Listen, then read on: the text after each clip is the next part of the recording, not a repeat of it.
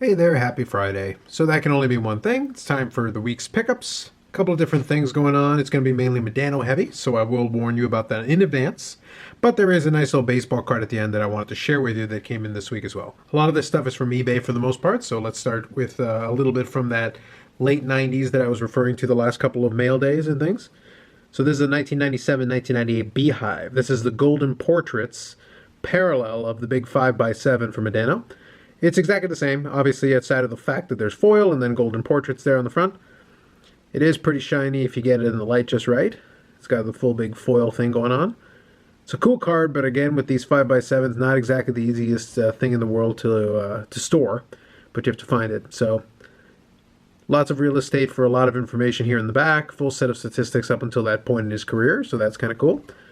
But a neat looking card anyway, so I'm just going to put that back here and leave that. And then we'll get into some other cards here. So this next one here is a 96-97, so it's the previous season. 96-97 Donruss. This is the press proof. So this one is limited to 2,000. Not as fancy as some of the later press proofs that would come in, but it's very clearly labeled. So first 2,000 printed, press proof. A pretty straightforward Modano card. You'd have a little star punched out there. Again, pretty full statistics at that time. Pretty basic card though. But it is needed as part of that collection and as part of that late 90s grouping that I'm starting to put together. Same vein, same year as this one, 97-98, my favorite year. Now, in my last mail day, I did show you, so I'm going to put it back on screen even though it's kind of going to take up a lot of space. I did show you this guy. It's a gigantic card as far as the big silhouettes. Well, the same year, Donruss Studio, they had the small version. So this one is a little bit more palatable, a little easier to pick up on the screen. Again, you got the see-through thing going on here, which is kind of cool. The exact same as the big one, with the exception of the numbered out of 1,500 as opposed to the big one, which is numbered out of 3,000. So you got the big 8x10 version and then the regular standard sports card size. So now I got both of those, so that little mini subset is complete. Now we'll go into a little bit more modern. So this is a 2017-2018 Trilogy Hockey. Specifically, now I'm going to try to pronounce this, but we'll give it a shot. So this is the Triptychs patch.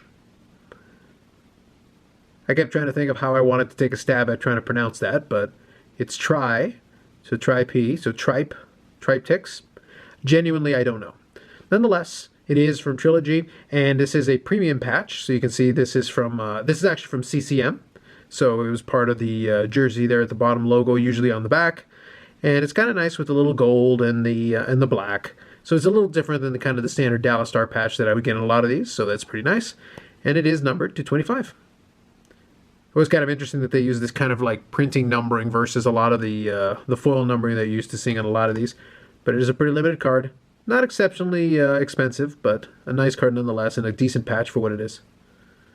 That's kind of cool. So that's in the more modern Modanos. Now, normally these last two would be the highlight of the mail day themselves. It tells you something about the last card, and I'll explain a little bit more when I show it to you, that these two didn't quite make the cut, but they're still really nice ones that I liked in there. So the first one here is 99-2000, Be a Player Millennium Edition. So this is back when Be a Player was trying to make a little play here, so you stuck with the Millennium theme with Y2K coming up right there. So this is the Game Jersey Game Stick Dual. These were actually fairly limited, and it kind of goes under that category that I mentioned previously, where Be a Player at that time would have these really limited cards, but they actually wouldn't give you the print run. You'd have to look up the print run either in Beckett or in another place in order to figure out what the actual stated print run was, because they wouldn't actually number them. So these ones, the stick and jersey, were print run of 40. And you can see it's a nice one with a decent stick piece and then a 3-color patch. So the back here, and this design is going to look pretty familiar to you in this mail day and also another mail day after that. So this is JS27, and again, as I said, there's no numbering on the back, but a pretty nice card, and these were a pretty tough pull back in the day. So limited to 40 copies. Now this next one is keeping in the same vein, so this one is actually a stated print run of 30, also from 99-2000 Be a Player. So this is actually a really neat card that I really wanted back in the day. So it was kind of cool that now the time came that I could get my hands on it. So this is the In the Numbers patch. And obviously you can see it's a really nice patch piece. This one is in one of these older top holders. Sorry, not top loaders, but one of the older screw downs with the one screw.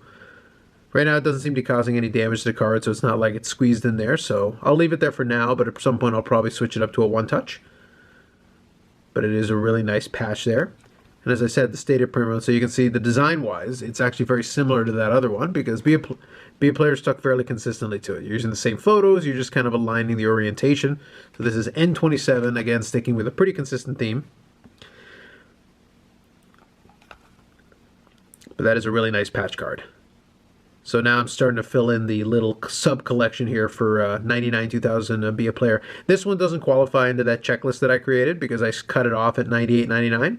But this one technically is part of the 90s because it was part of that season that crossed over into the year 2000. But a really nice addition to the collection. Very limited, even if they're not numbered. So I think I'm going to swap this one out here. And let's put this one here for now. That'll be one of the highlights for sure.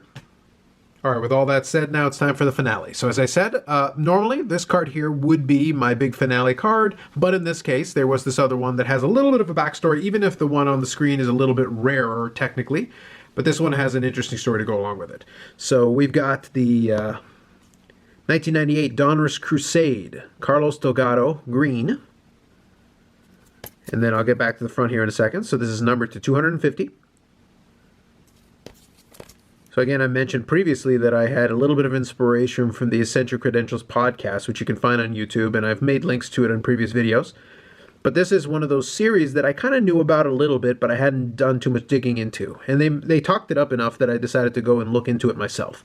And I found out that Delgado actually had a card in the series, which led to me going into eBay, checking it out, trying to find a copy, and they did have one there. So this is a PSA Mint 9.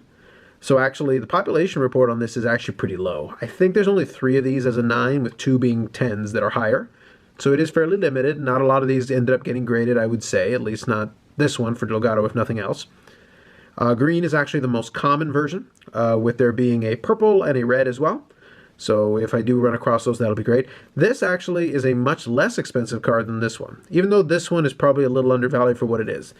Beckett, I think, has this for about $15 or $20 for Carlos Delgado. But the truth is, these things are really tough. And this was I believe it was the last year of Donruss before they kind of vanished in their original iteration. Obviously, they've come back later now under the Panini banner, but this is when Donruss was still Donruss. I think it was still Donruss Leaf, if I'm not mistaken, at that time. But you did have, this is under the original iteration. A very different era. And as you can see from the design, really an out there kind of design with their Crusade. Because this was a cross-brand kind of insert that you could get different players into. It was a who's who of the players in the late 90s. Some of these can actually go pretty hefty amount, especially the red copy that is usually numbered, I believe, to 25. I'm just going from memory. But these things are tough. But this is a really neat looking. And if you like your shine, this one's definitely got it with kind of that rainbow effect going on with the foil. Thought it'd be worth checking it out, and definitely kind of a good way to finish off this mail day. So that's it. This is what I'm using to finish off the mail day. Short and sweet. There were a handful of cards, but I definitely think there was some quality there. Some enjoyable pieces that I'm happy to add to the collection. One final note I'll make is that these latest Modanos, as I said, I was able to finally start cataloging them properly. So with that, I can say I have, as of this mail day, 1,124 different Mike Modano cards. I'm not going to do a tally on every single mail day, but as we go along and as I start going up into the higher numbers, I'll definitely bring it up again. And I'm going to bring it up as well in kind of my year-end review, talking about my different goals, and then talking about my goals for 2020. And that'll be some videos coming up here in December as we head into the kind of the holiday season and things slow down, at least as far as mail is concerned. A couple of really cool pieces. I enjoyed them. If you have any questions or any comments, I'd be happy to hear about it or comment back in the comments. Otherwise, have a great weekend, and I will talk to you in the next one. Thanks.